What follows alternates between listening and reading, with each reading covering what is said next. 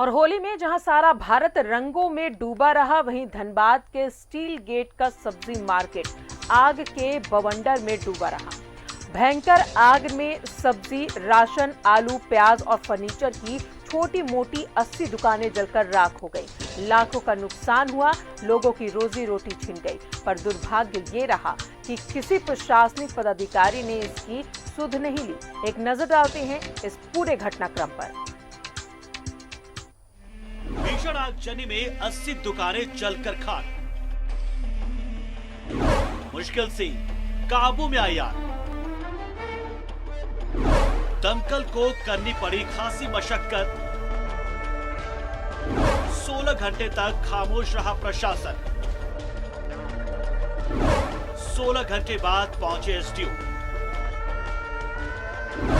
विधायक ने ली सूद, कहा सीएम को लिखेंगे खत। घटना के पीछे शराब और गैस दुकान जिम्मेदार। एसडीओ ने कहा मुआवजे में आ सकती है मुश्किलें। दुकानों की वैधता और इंश्योरेंस नहीं होना बताया कारण। ये जलते हुई लपटें देख रहे हैं आप। ये होली के अगजा की आग नहीं है, यह आग कई परिवारों के पेट पर लगी हुई आग है। रोज कमाने खाने वाले 80 परिवारों की इस आग ने रोटी छीन ली है।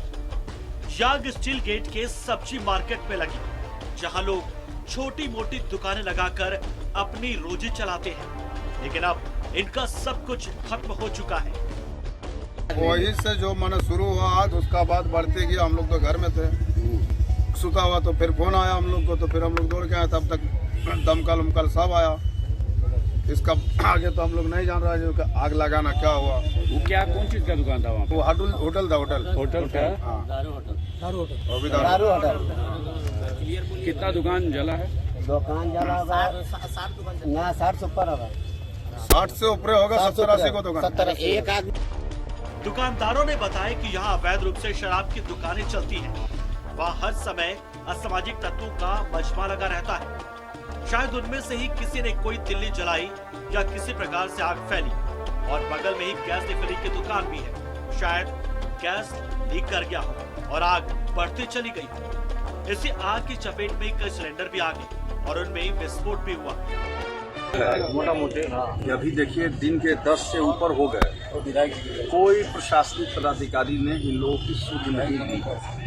अभी मैं खुद यहाँ आकर धनबाद सीओ को कम से कम 5-6 बार फोन किया, वो फोन रिसीव नहीं किए। डीसी को फोन किए, रिसीव नहीं किए।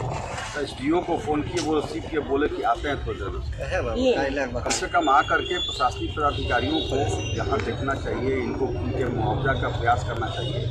आपदा से कुछ इनको मिल जाए, यह प्रयास होनी चाहिए। और अभी हम एसडीओ को बोले हैं इस बात को, डीसी को भी बोल रहे थे, फोन नहीं उठाया, अभी देखते हैं।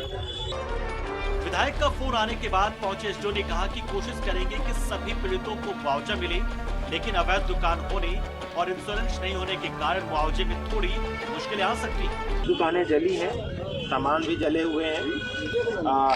जैसा कि भाई सर ने बताया कि पता लगाना है कि आग का कारण क्या रहा है। मैं आज यहाँ पे आया था, विधायक सर भी आए हुए थे, तो उनसे मेरी बात हुई। मुझे एक रिपोर्ट देनी है कि आखिर इस आग का कारण क्या था। जैसा लोग कल भी बता रहे थे फायर ब्रिगेड वाले कि सर यहाँ पे एक रिफिलिंग गैस का जो छोटा छोटा सिलेंडर होता है वो एक वजह बनी है। और कुछ लोग बोल रहे थे कि यहाँ पे कुछ वजह तो ये होटल बना है जिसमें अवैध रूप से पाउच लोग ये भी कह रहे हैं। तो उन दोनों चीज़ों को मैं बना के देखूंगा कि उसके बाद हम लोग इस पर एक सघन जाँच चलेगा।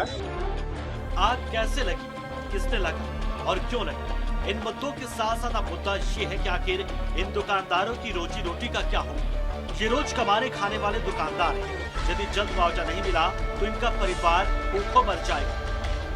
न्यूज़ 11 भारत के लिए धनबाद से अरुण बंडवाल की रिपोर्ट।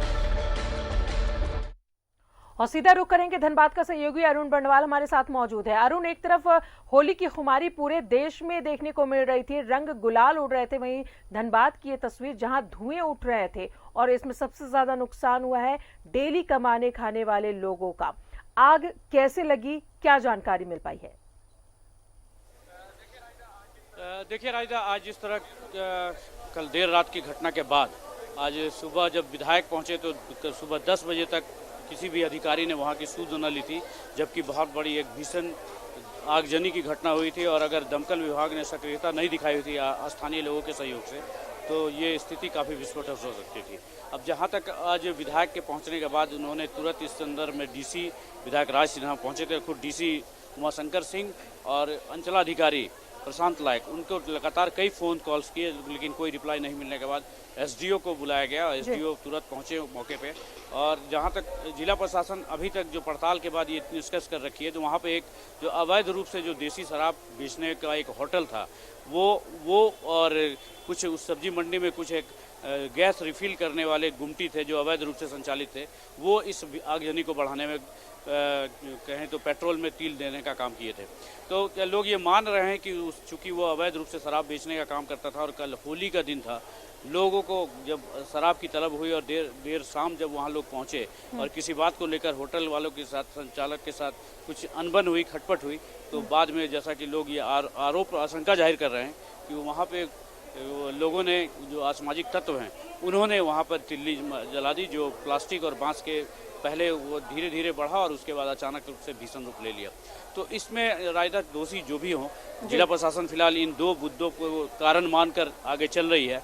और इस बीच जो लगभग 80 जो दुकान, छोटी जो दुकानें थी सब्जी वाली और राशन की और अलग अलग जो फर्नीचर के थे, उनके समक्ष तो भूखमरी की स्थिति उत्पन्न हो गई है। और अब जिला प्रशासन और सरकार की ओर टकटकी निगाहें वो मुआवजे के लिए देख रहे हैं।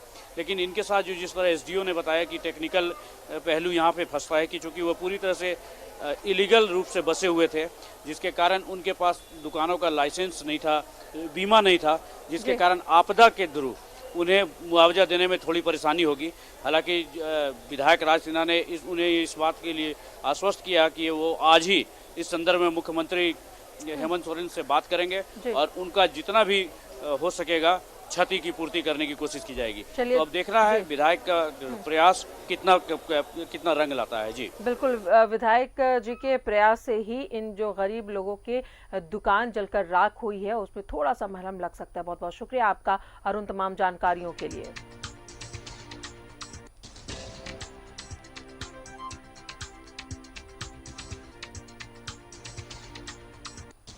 भीषण आगजनी में लगभग 80 दुकानें जलकर राख हो गई हैं। मुश्किल से आग पर काबू पाया गया।